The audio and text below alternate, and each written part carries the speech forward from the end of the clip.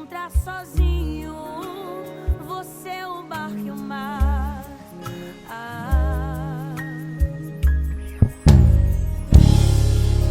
Não aguenta mais. A tempestade é mais forte que você.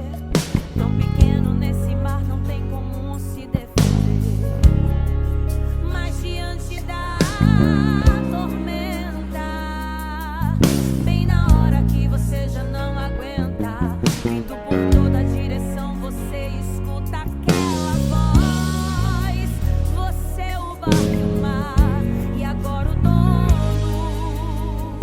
dizendo assim: não temas, filho meu, se quem criou o mar foi eu, não há por que se preocupar.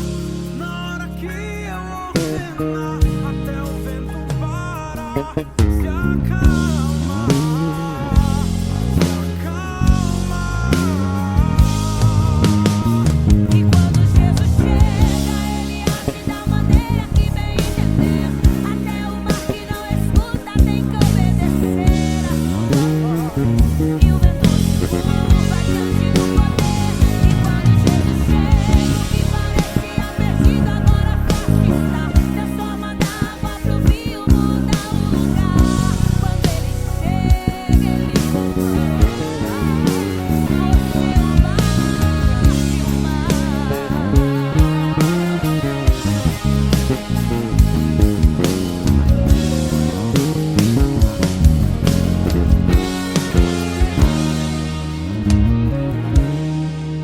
Não temas, filho meu, se quem criou o mar foi eu, não há por que se preocupar.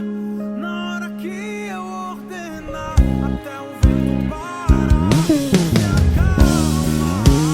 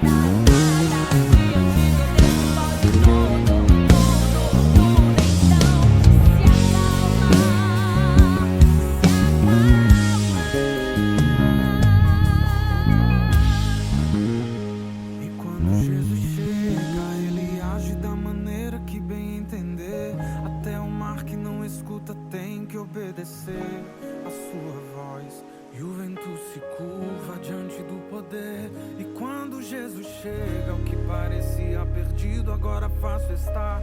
Transforma da água pro vinho, muda o lugar. Quando ele chega, ele comanda. Você, o mar.